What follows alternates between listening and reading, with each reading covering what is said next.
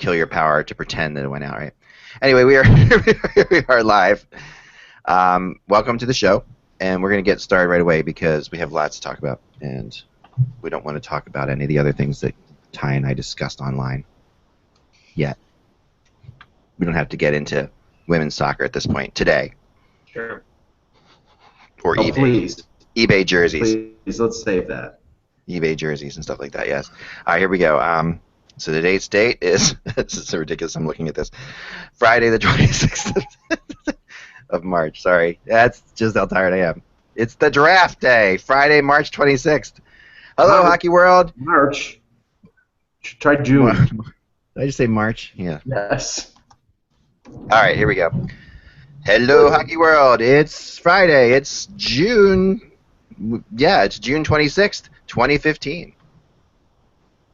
I'm Michael Agello from Fort Lauderdale. I'm Ty Anderson. I'm Kevin Allen of USA Today Sports, down the hall from Michael Agello.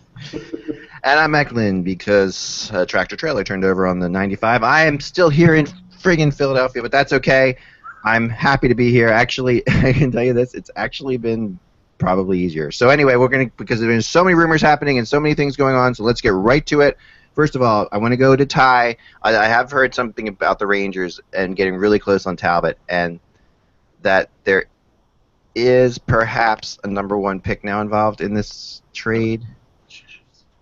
Anyway, we'll get to that. We got a lot to talk about. But first, Ty, why the hell would Boston make this trade for the third-round pick? Why would they move Hamilton for Hanifin? I mean, just please share. I wish I could tell you. I know this has been floated out there a bit. I don't get it personally. I think that in 3 years of NHL minutes, Dougie Hamilton has shown you everything you need to see that he's a guy that you should pay. And you should make him one of your face-of-the-franchise defensemen moving forward. Trading him for Hanifin, I know Hanifin has a high upside. Some people believe he'll be a better NHL defenseman than Dougie Hamilton.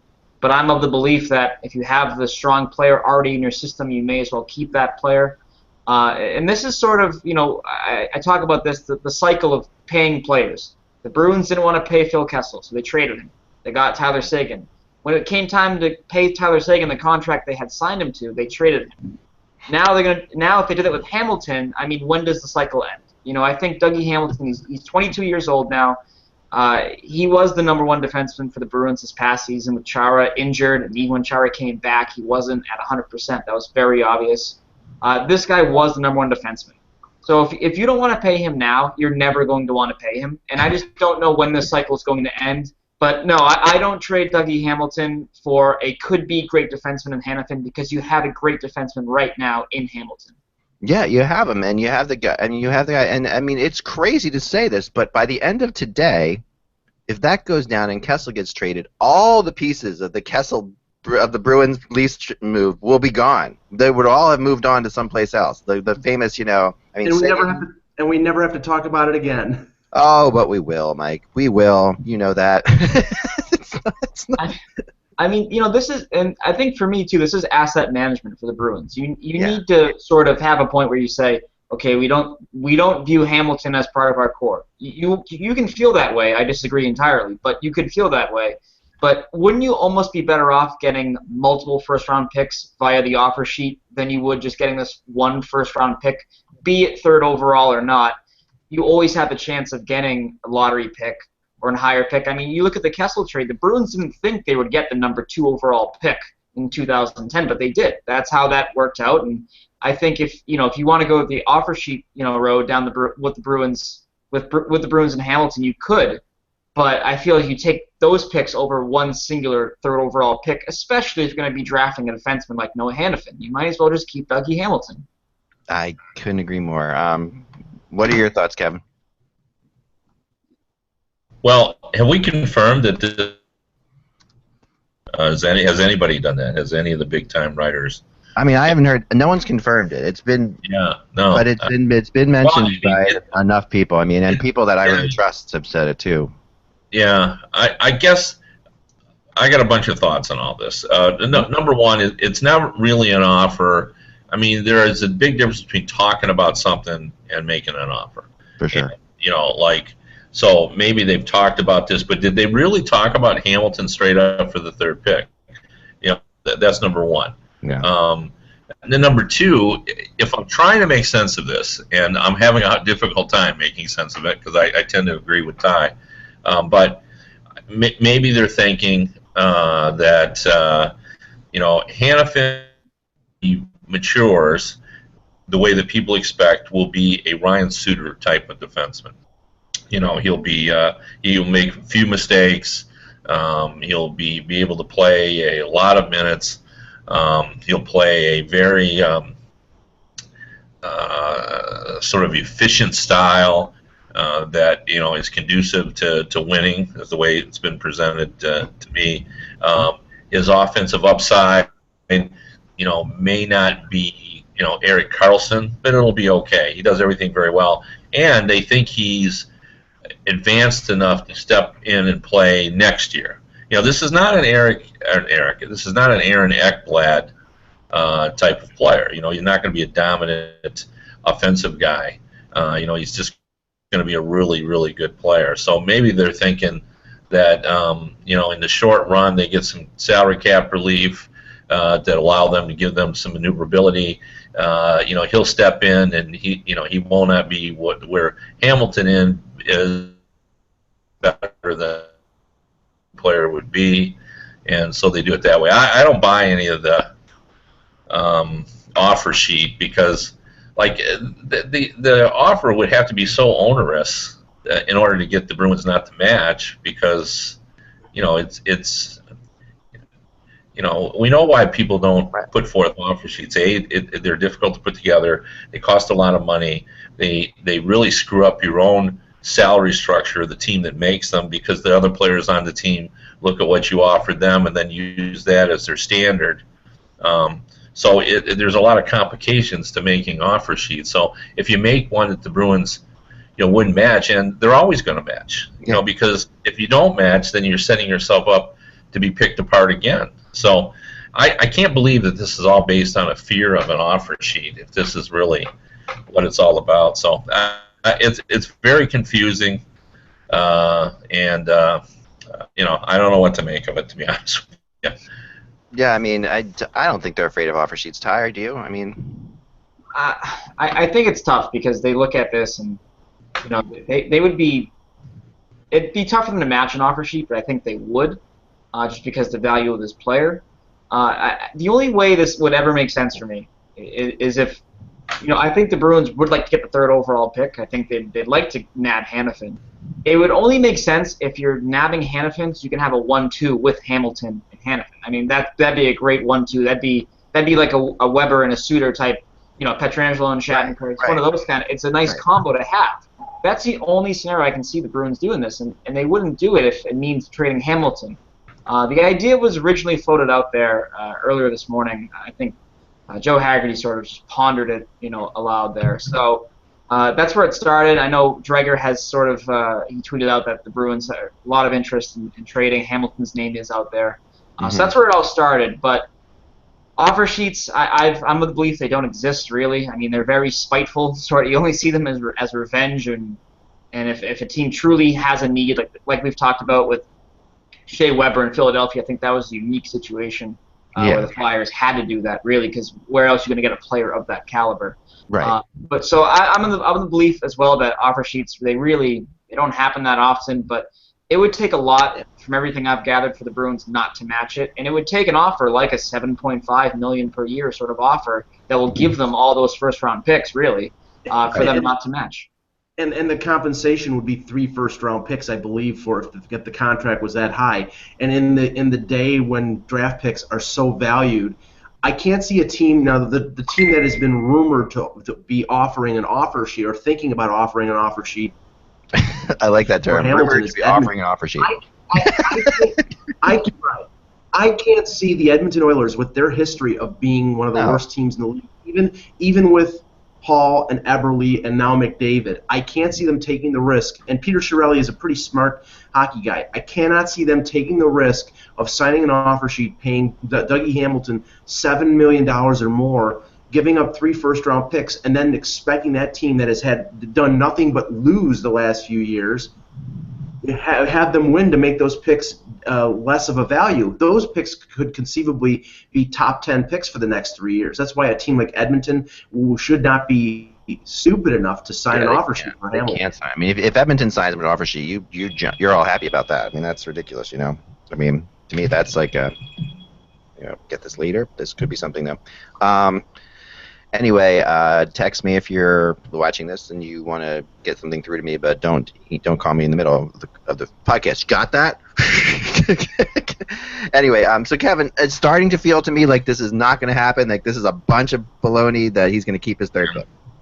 Well, yeah. Although as I've told you earlier today, I've had discussion with two general managers. One believes he's going to trade it, and the other believes there's no way he's going to trade it. Right. So, I mean, I just think that when you sort through all of the potential suitors, if they were all to be believed, and some of them I certainly believe. I certainly believe that the Columbus Blue Jackets have made a legitimate offer. I know there's rumors of the San Jose Sharks having offered, good young prospects. Pick, which is 9th.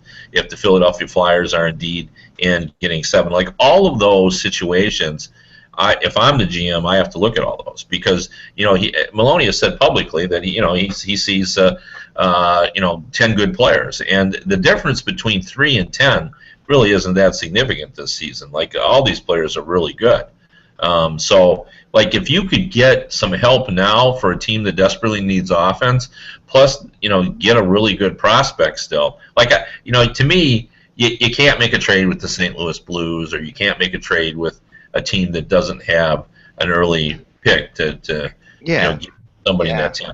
But, it makes sense for Maloney to listen to these. So, I don't know whether he's going to do it because the romance of controlling the draft at 3, and you've got a fan base. Like, not everybody in Arizona, and if it is, in fact, I would guess very few people know, or they don't know who Dylan Strom is. Right. But they do know what a number 3 pick means. Everybody has watched enough NFL or the NBA to know that you got the 3rd pick. So if you're trying to build a fan base, to get a bunch of guys that nobody's ever heard of, and then give up that 3rd pick, it does matter. It would matter to the Phoenix Coyotes who call up.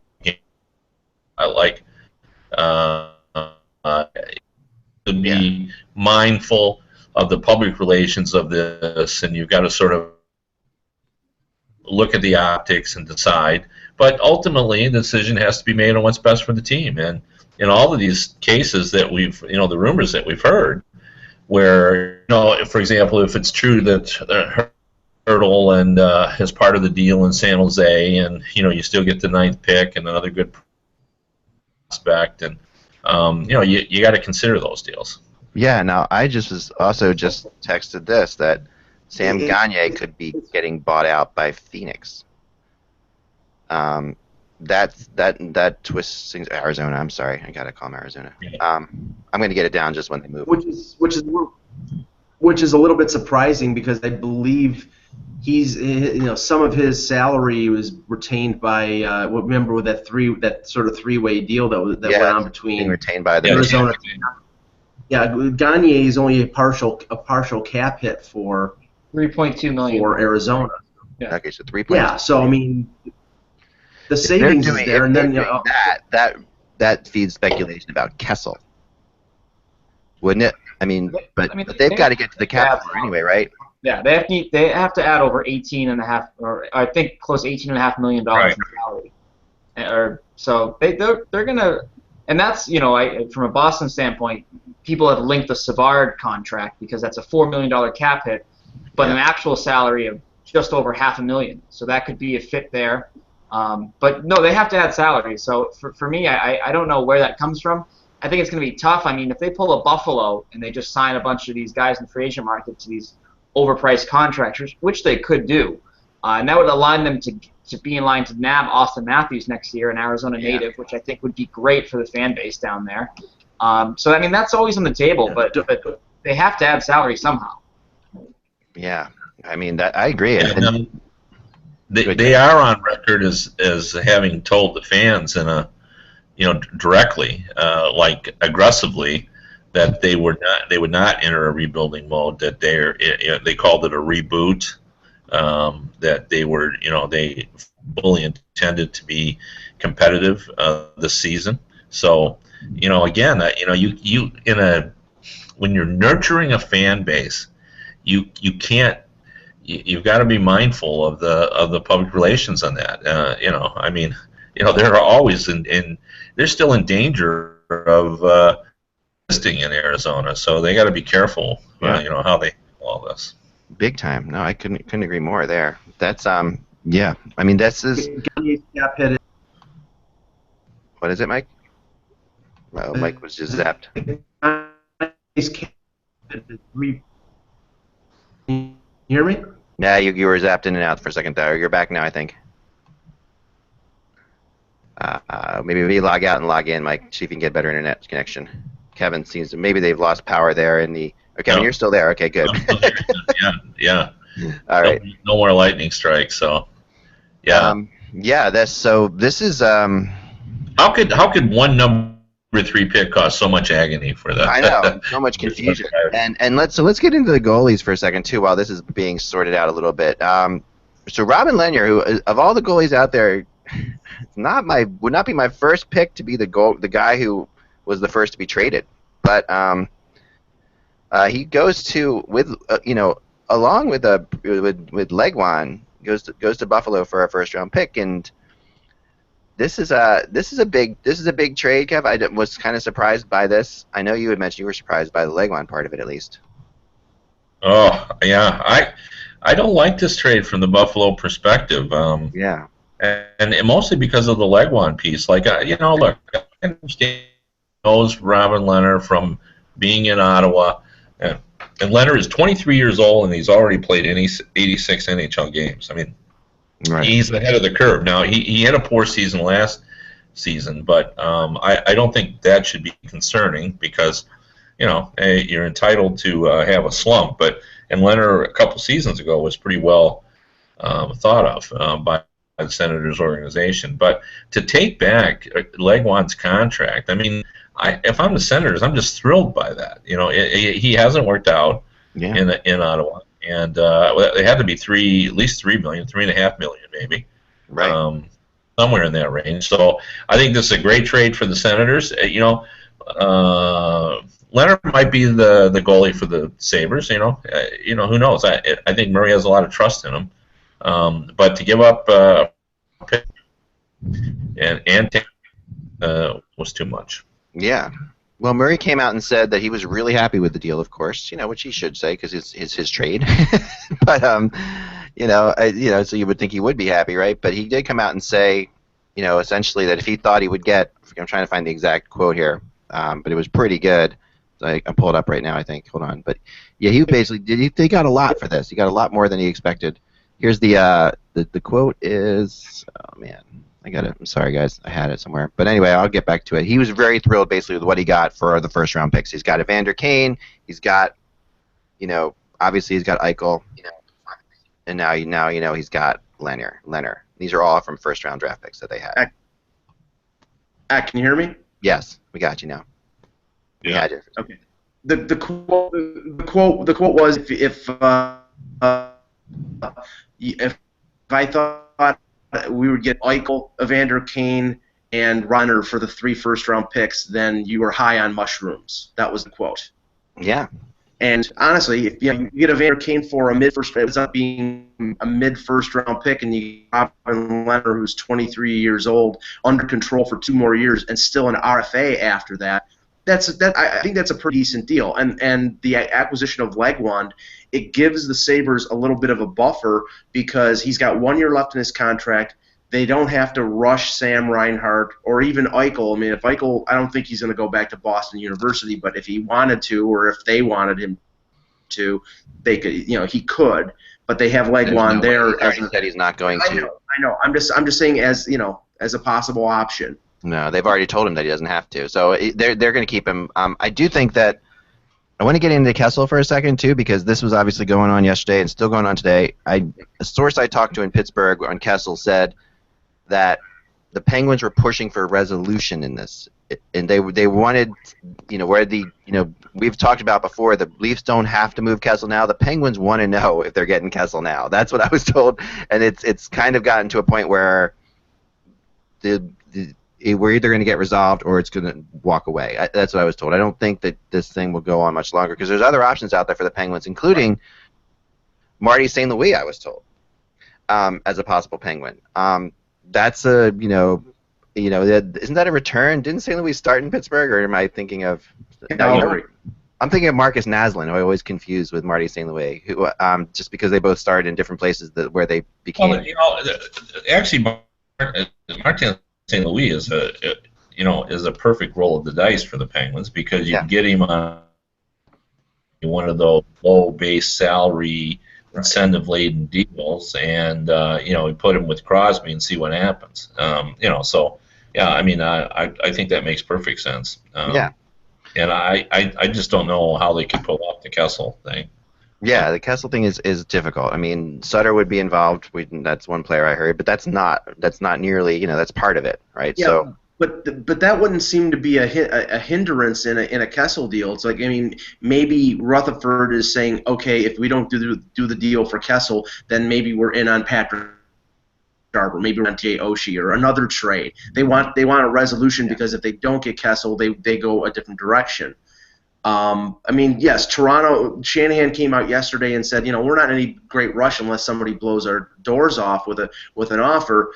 And if you look at Pittsburgh, I look at the motivation for the Leafs. I mean, the Leafs can take back salary, but the motivation there is to get a young player that can help them. I speculated about Kapanen, their first-round pick from last year. I mean, I know that Mark Hunter would probably, who's part of the management team with the Leafs, would love to get Ole Mata back, but I just can't see Pittsburgh with their declining defense the way it is right now, trading a 20-year-old kid who's proved he can be a pretty good NHL player. Well, if we've learned nothing from Kessel trades, it's to expect the unexpected, right? I mean, anything. It's very possible here that the whole thing could blow up, and it's also possible that there's another team coming into Kessel that we haven't even heard about. Someone mentioned that to me today too. I talked to an owner who said to me, yeah, there's another team. You should keep looking. There's another team very in on Kessel that no one's talking about. That could be Nashville. I mean, no one's really mentioned Nashville too much, but Florida, I was told, was a long shot for Kessel, and because the price had gotten kind of crazy high. Now let's talk about Soderberg briefly because he signed today in Colorado, Ty. And he's basically Colorado doing exactly what you said Soderberg would be best for. Finding themselves a really solid third-line center. Yeah, exactly. I mean, this is, I had reported that his camp was seeking a contract like this. They were hoping for anywhere between $4.5 to $5 million per season. They're met right in the middle there. He would have made more had he, not disappeared for about 2 months late in the year. But this is a good get for Colorado. I don't think that he's what Joe Sakic said today, where he's a solid two-way center. He's way more of a offensive specialist in terms of capitalizing on matchups and favorable advantages, especially on home ice. But I think, if the Colorado Avalanche put him with, a Gabriel Landeskog and Nate McKinnon, he will put up 60 points. I think no problem at all there. In Boston, he played with Louis Eriksson and Chris Kelly, and not a slight to Chris Kelly, who does a lot of things well, scoring points, and and tallying goals is not one of them. So I think that was this is going to be a good fit for Soderberg. I'm not sure what it does for the Avalanche, but I think it has to point to the signs being that Ryan O'Reilly will be traded here today or by the end of the weekend, you'd think. Yeah. Michael Russo is reporting that the Minnesota Wild are the winners of the Mike Riley sweepstakes. There you go. Kevin? I don't think anybody should be surprised at that. His dad's one of the owners. I mean, like I kind of thought that was was going to happen. Now maybe obviously he looked at all the different options, but you would think he'd want to play and also there and everything else. So they had a lot of advantages. Yeah, his dad. If you're missing it, his dad is part owner of the Wild. Right. So that's like, there's something to that, I mean, sometimes dads don't want their kids to be on their team, but, when your kid's a superstar or potentially a star player, I think you do want him on your team. And, Yeah, this is the Wild. One of the things about Minnesota, I'll say this about when I look at all the teams out there, and we always hear oh, this team has an advantage because of where they're located. The Wild really do seem to have an advantage with free agents being located in Minnesota. I mean, that is if you notice this, there's no question about it, right? Yeah, the best thing about Minnesota is that it's located in Minnesota. Precisely. You got to tweet that out, Kevin. That would be awesome. What? A lot of players have summer homes there. They like living on the lake. I mean, getting a cottage on the lake is a staple of playing in the NHL. Like almost all the players that I know have a cottage. In fact, in Canada, as we all know, cottage is a verb. To cottage, I cottage. Right. It's not a verb in the U.S., but in Canada it seems to be a verb, to cottage. But in Minnesota there's a lot of lakes, and there's a lot of true. The Minnesota. Losing Kevin. One of the places where people most like to live. That people like living in Minnesota, so I think they do have an advantage. And I know the players who play at the University of Minnesota seem to always want to stay there. So, now, what could happen here is a domino effect because now that they get Riley, they have Jared Spurgeon, who's an RFA at the end of next year. He's making a little under $3 million. There was reports about a few weeks ago that Edmonton was interested in Spurgeon. I think he's from around Edmonton. I'd have to look that up, but I think he's an Alberta boy. And if it's the case, and they're going to be looking to add defense, maybe that's a domino effect type of move from Riley going to the Wild. I would think so. I mean, it's a good fit. The Wild definitely did not want to lose out to the Chicago Blackhawks. I mean, that would have been. I mean, really, it was even more funny, Kevin, when you think about it. The whole I mean, can he in all good conscience go play for the Chicago Blackhawks? I mean, this is the one. The Wild have been knocked out by the Blackhawks 3 years in a row. Or now, 3 years in a row now. Yeah, I mean that's not. Yeah, I mean, don't you have to guess he grew up hating the Blackhawks? Right. And right now, of all teams to have the other team be involved, this was one of the strange ones. I mean, it made sense from the Blackhawks' perspective. It was a great move because they need a cheap defenseman who can play for them on an entry-level contract. But you can't get too many skilled defensemen. That if you're a young player like in his position, the money is the same everywhere. So really, the recruiting is usually about opportunity. And in Minnesota's case, they, like if he had gone to, maybe the Pittsburgh Penguins or to Detroit Red Wings or some of those teams that are desperate, or the San Jose Sharks, he could have been the dominant defenseman. In Minnesota, they got Ryan Suter. He's not going to be the dominant defenseman. So no, that's true. That's very true. He's a second pairing defenseman on there. I mean, they got Brodin, and then Scandella is more of a 3-4. But I mean, Jonas Brodin, he's not going to have all the pressure that he would have if he went to a team like. You know what? I'll say this because we're losing Mike for a second. Just to interrupt you. I'll say this: have we not seen that you need like 2 top pairing defensemen in the West to make it out? I mean, that's what it really feels like. You can't just get by with like a top 2 defensemen in the West and survive. I mean, I'm not suggesting they don't need them. I'm just saying, usually in this situation, the winner is the team that could provide the best opportunity to be the guy, or to play right away and all that kind of stuff. And you can make the case that Minnesota probably wasn't that team, but they had other intangibles. Yeah. That is, I'm sure he grew up, as a fan of the Minnesota Wild. So, and we've talked about this in a free agency. Like, this is the thing that I think fans can't get their arms around. We've reached a point in all free agency where the money is very similar. Like, everybody kind of knows what. You're not blowing people out of the water with the dollar amount because that's pretty well established. I mean, there's a little bit here and there that can be made, but mostly it just goes on. It's the opportunity, or it's where the wife wants to live. I mean, remember Ryan Suter? His wife was from Minnesota, wanted to live in Minnesota. There you get back again. The best thing about Minnesota is it's in Minnesota. Well, that was Vanek too, right? Vanek's wife, the same way. Yeah. And Vanek went to school there. Right. So my point is, it's no longer about the money. It's about things like opportunities to play. It's about the lifestyle. Wanting to be on the East Coast versus the West Coast, or wanting to be in a warm weather climate sometimes is a factor. So it's always a lot of different factors that are unrelated to money. Right. Well, Minnesota, where the men are strong, the women are good looking, and the children are above average. Come on, just throw the reference out there for you guys. And Riley is above average. That's for sure. And the defense are definitely where the goalies are.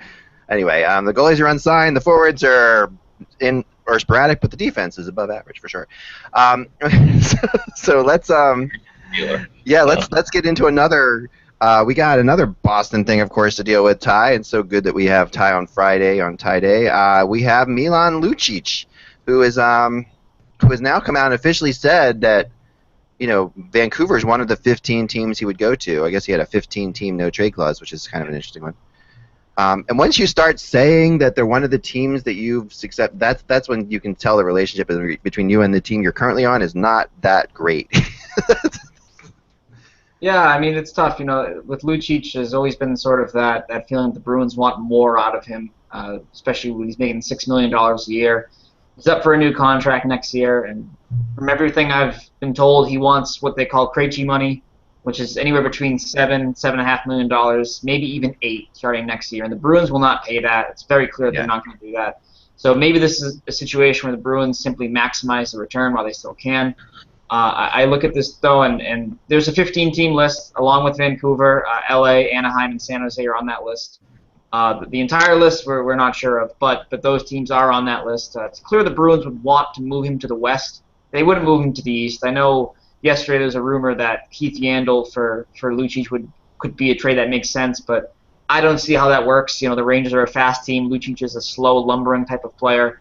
And not only that, but they have some cap issues of their own, so how would they fit his salary in? So moving beyond that, I do think that Lucic is the only way this team gains some realistic flexibility in the salary cap.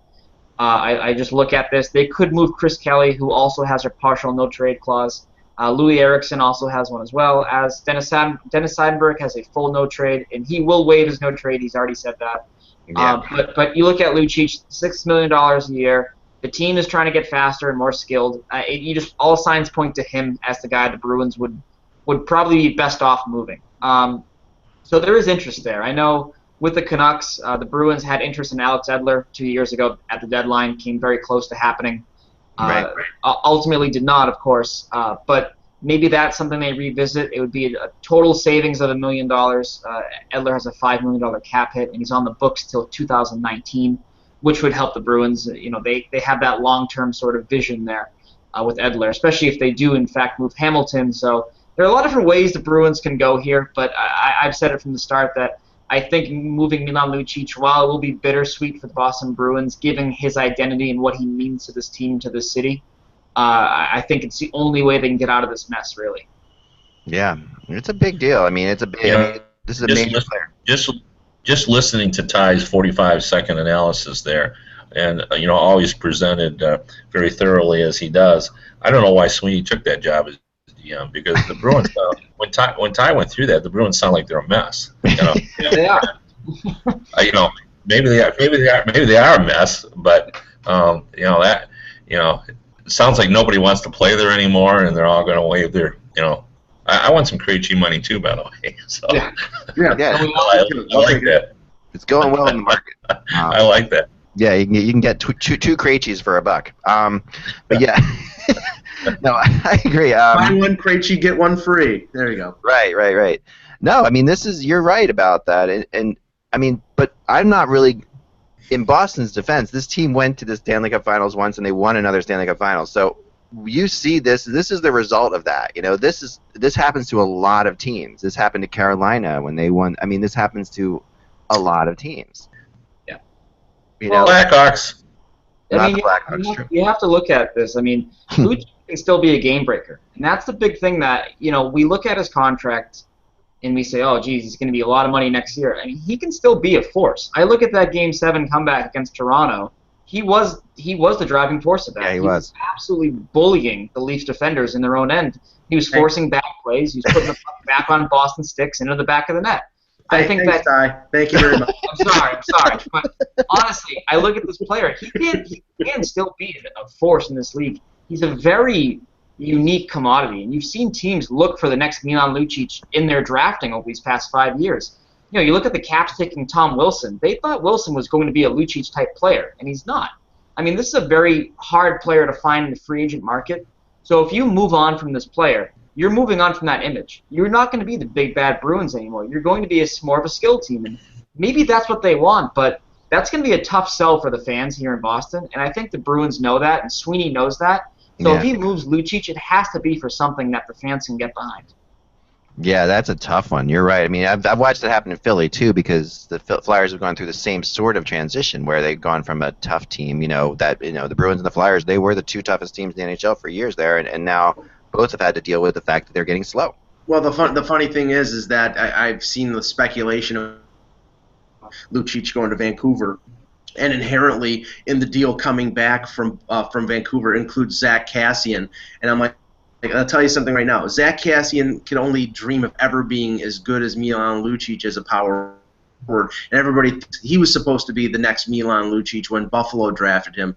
So, I mean, Bruins fans, if that deal ever came to fruition, that's Zach Kassian would be Kassian. That would be a bad spot for him to go. I think.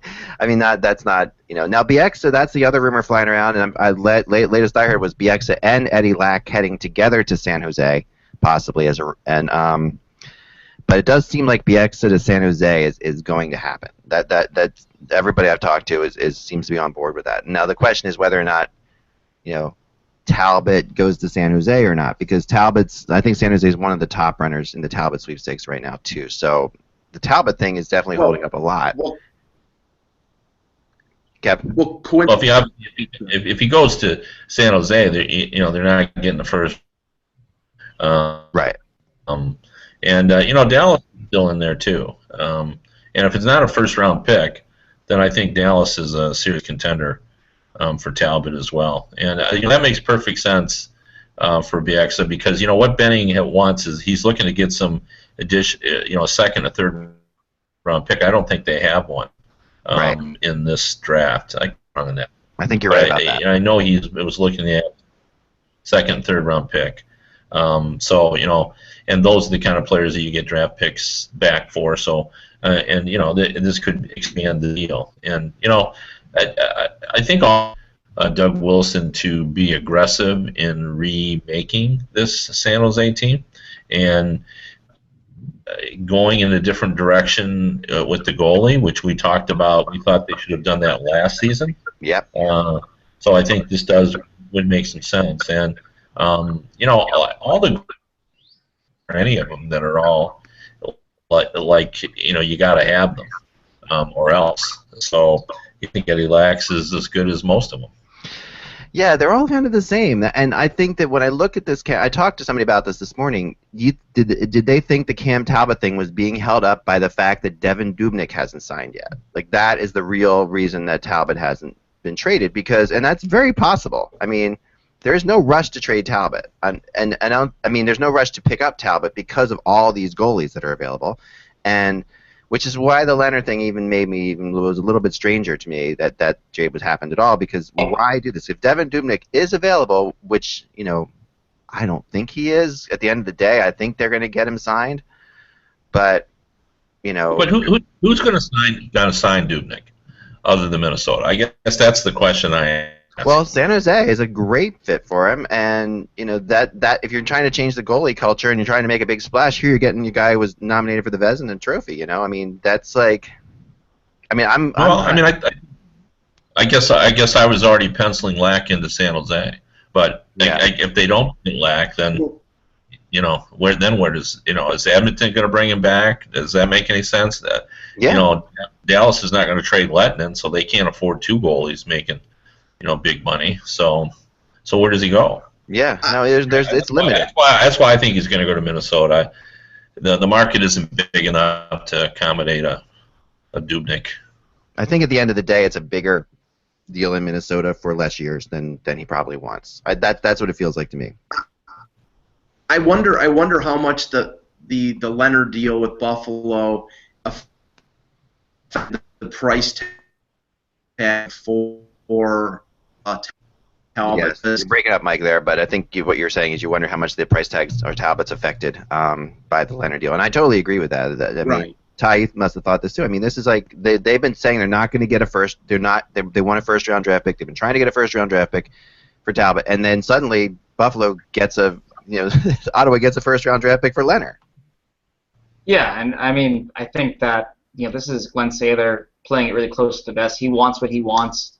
Pretty obvious. I mean, he's always kind of been that guy as well. But I look at that, and if I were a GM, I feel as if I would spend the first round pick on a guy that I have more control of, like Robin Lehner, than I would Cam Talbot. Also, I think there's a bit of a stronger sample size in terms of Lehner. He's played on some good teams, some bad teams, and the results, they varied a bit, but he's always sort of stayed around that same area, and you sort of know what you have with him. Whereas Talbot, I mean, he's played behind a great team, and it's always kind of tough when you look at that situation because it makes it harder to sort of evaluate what you have moving forward. I think that this is a different sort of case study, I think, because this player was older. But Chad Johnson with the Bruins, he was great behind that great President's Trophy winning Bruins team, and then he went to the Islanders. He wasn't great he wasn't very good at all actually for quite a while there. He finally turned in some solid starts, and he got flipped to Buffalo. So it can go both ways with these sort of players. But if I were a GM, I feel as if I would have wagered more on Lehner than I would Talbot. But I understand New York's demands just based on the market and based on what you can get for this goalie while he has this value. Yeah, no, I get it too, and it makes sense. But I mean, the one thing I'll say about Buffalo again, getting Lehner, and then we'll go to Kev, is that I think that they traded away two goalies. I tweeted this out. I think that Buffalo traded away two goalies last year that are as good as Robin Lehner that they just traded a draft pick that they just gave him a first round draft pick for. I really feel that way, and I know Mike doesn't agree. You're shaking your head, but Mike, you don't agree? No, I don't. I mean, if you can hear me, Lehner's 23. I think he's got upside. I think he's a potential number one goaltender. I like Neuwirth. I think he's a 1B or a backup. I think the same thing for Jonas Enroth. I think he could be a goalie who could play 25 to 30 games. I don't think he's a starter at the NHL level. I know he played behind Miller, but I think if the Sabres had the confidence that he was a number one candidate, they never would have traded him at the deadline. No, I think they would have. They were trading away their goalies that were both those goalies were playing so well in Buffalo that they had to move them out. Kevin? Yeah, well, that's the point. 2 points I'm going to make here. One, both the Buffalo goalies last season had a better year than Lehner. Right. Second, in terms of experience, Cam Talbot actually has less experience at his age, which is older than Lehner has. Lehner has played 80-some games. He's only 23 years old. Right. And I think there's 58 games for Cam Talbot in the NHL. Now, his numbers are better, but he's played behind a better defense. Now, I've always felt that there is plenty of evidence of goalies playing well for poor teams. Like, it seems like that happens all the time. I mean, both the goalies in Buffalo played well last season, by all accounts. And Ryan Miller played well and actually sort of restored his image by how well he played, for a poor Buffalo team, before he was dealt. But the Rangers' problem, it comes down to this: the teams that are in on the goalies. Now, Chiarelli said today he's not going to trade for a goalie. So if that's the case, it sounds to me like he's going to get in the free agent market. He either likes Ramo, who you brought up, that he thought would be a good Yep. So now Buffalo has a goalie. So his two main options. Nami. Yeah, he could be interested in Nami. But the two main teams now that are interested in Talbot will be the Dallas Stars. Now, they have the 12th pick. They're not giving up the 12th pick to get Cam Talbot. Yeah, no and way. San Jose has the 9th pick. Right. The 9th pick. So I don't see they're not getting a first round pick if Talbot has to go to one of those two teams. So now they're going to have to make some other kind of arrangements. And it made some sense. Perhaps I think probably what the Rangers thought is that the Oilers, because they had 2 first round picks and the second one was 21 maybe somewhere in there. Yeah. No, that was that. Yeah, that was Buffalo. That was Buffalo's pick. Was 21. No, it must be 17 maybe. Yep. Okay. 16. So anyway, it's right. 16. Okay. They're not going to. Maybe they thought they could get that, but but I just don't see it happening. Yeah, no, I don't think so either. I just got this. I heard Britton wrote about this a little bit earlier, but I finally got somebody to give it to me on the record a little bit, that the Flyers, the deal that they heard with the Flyers for moving up to number 3, and this is, I get the impression this is not coming, I mean, I can tell you it's not coming from Philadelphia, but it's coming from another source, is Lawton Gastibier and the number 9 to move to number 3. The number 7. Number 7, I mean, number not 7. Sorry, I'm so many numbers. Number 7 to move to number 3. Lawton, Gastibier, and number 7. I'm not a big fan of this trade. I mean, to be honest, if this does go down, I think. Ty, your thoughts on that one? It's tough for me to move Gastibier right now. I just think that he's you're moving up 4 spots. I think that's the big thing. I think for a lot of Flyers fans is I like what they're building with that defensive prospect. I like Moran.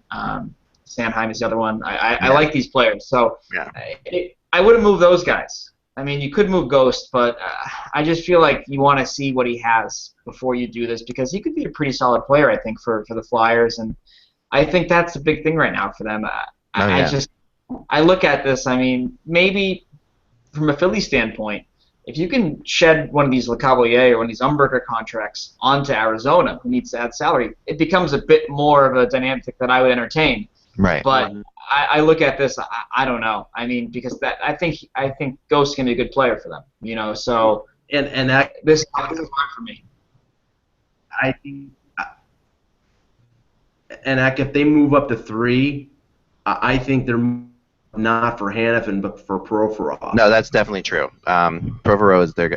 Provorov is their guy. That's the guy the Flyers want. And that's nothing against Hanifin. They think that the upside is higher for Provorov than Hanifin. It's but there's a lot of people who feel that way, and there's a lot of good opinions when you get from the number 3 to number 10. There's a lot of varying opinions on these guys, which is interesting. Every team seems to have their own favorite players, and if Provorov somehow slips to the Flyers, which he possibly could at 7, that would be they would be dancing in the streets here. But I don't think he slips to them in 7. I can't see Provorov getting past New Jersey at 6 if it gets down to it. I think Carolina's going to take. Yeah, at 5. Yeah. That's very possible. I mean, you talk to people though, and they think this draft is. They think you can get a really solid, great NHL player at 11 or 12. So at 7, you're going to get somebody really good. It's just a matter of is all of that, are all those pieces worth moving up 4 spots for? I think that's the big thing that you have to weigh out, because it's long-term ramifications for every move that you make or don't make, really. Right. So it's not like you're going from if the Flyers, you're not going from 23 to 3. You're going from 7 to 3. So that makes it so much harder, I think, for the Flyers and for their GM. I know patience has been the key though for Hextall. So you got to see if that's true though here. Yeah, this is going to be the test, right? I mean, he's patient, and I know Ed Snyder's patient, and everybody's talking about how wonderfully patient they are. But it's a little bit of a hard thing to buy from a Flyers fan's perspective that they're going to be patient till the end of time here. If they get they could make a move. Gastibier, I'm a huge fan of him. I would not move him at all. But I also wouldn't move the other 2 guys, Sanheim or Moran. And Moran is unmovable.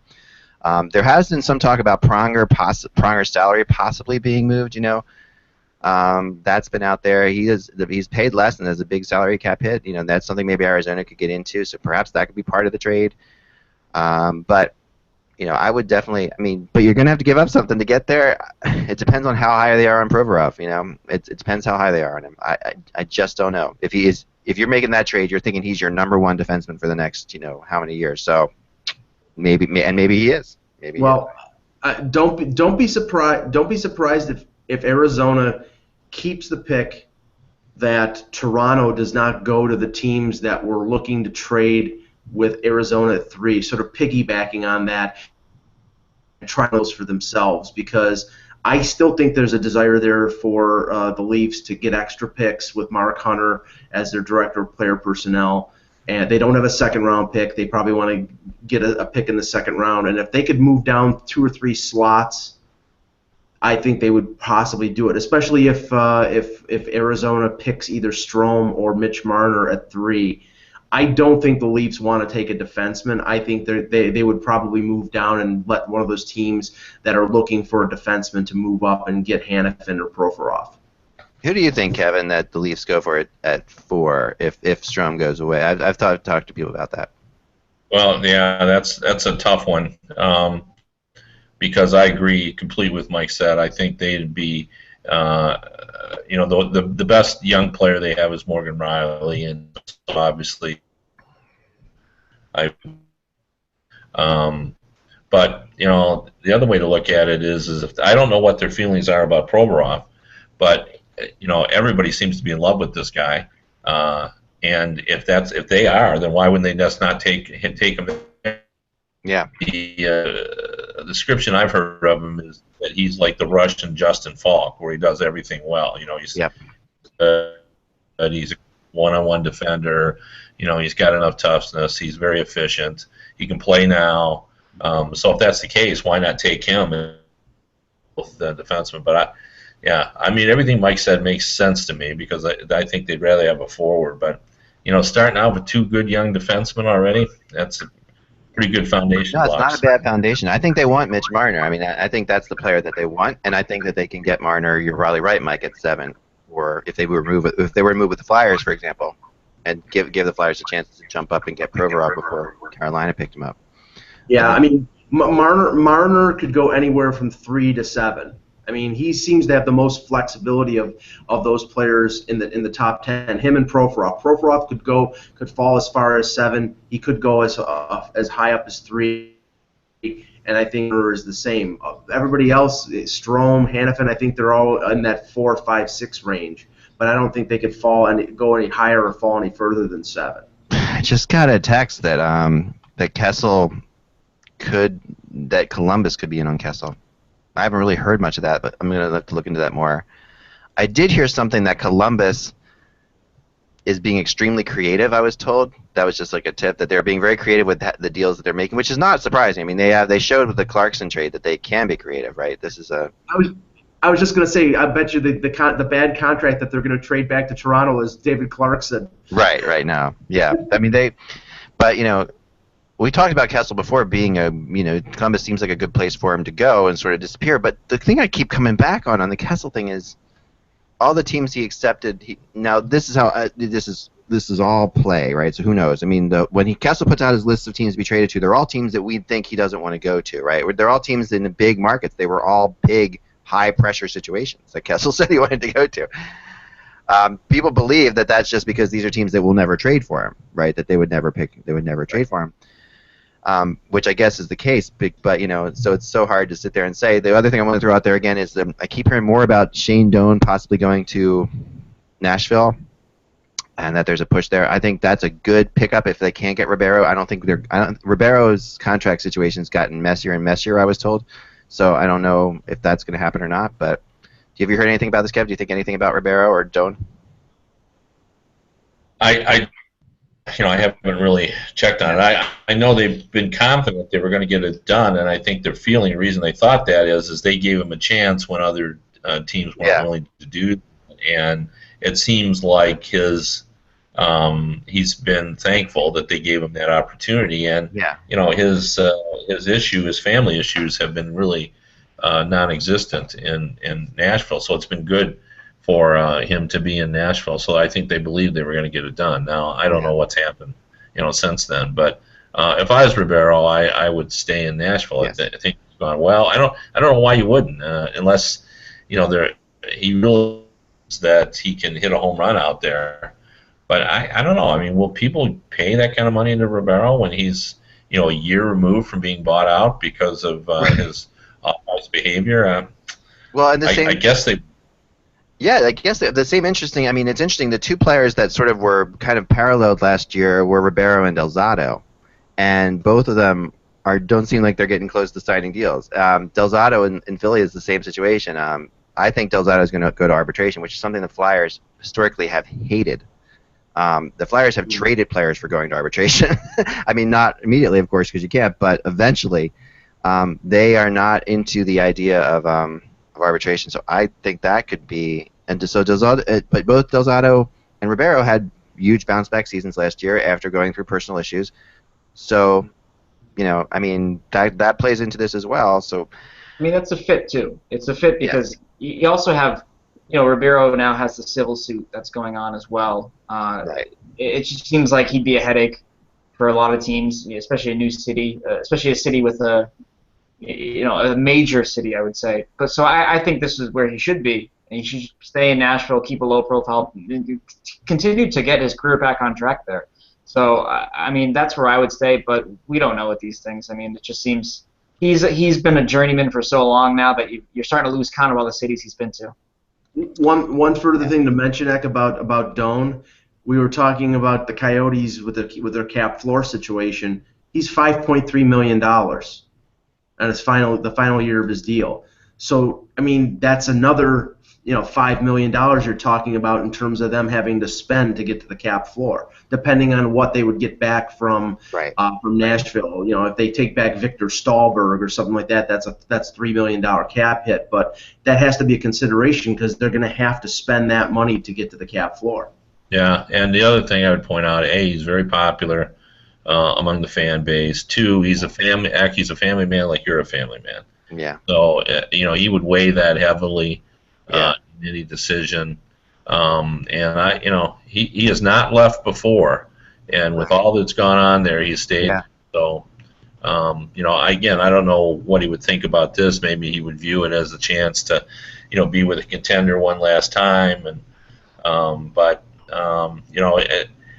the decision-making process for Doan will be completely different than you would see. Yeah. No, I completely agree, and I he's going to do what's right for his family, and no question about it. He and Fisher, are similar that way, and Fisher did what's best for his family too, obviously by going to Nashville. So yeah, I think that there's there are similarities there. There does come a point. I mean, it's interesting. Last year going through the Chemo Timonen thing, and we'll end on this. I've got one more thing real quick, and then we'll go. But going through Chemo Timonen last night, a year ago I talked to Chemo, and he said, no, he would never. I won't go anywhere to play just to win a Stanley Cup. He said that to me flat out. I'm not going to do that. He's just, I like it here. My family likes it here. We're going to stay here.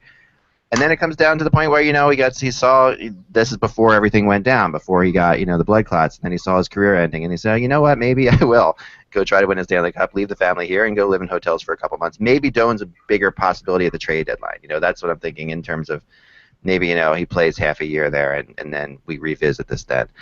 So I did get a text that there's more the Hamilton thing is picking up apparently for the third overall. So we can leave you on that, which is where we started. Why the hell, Ty, would they do this?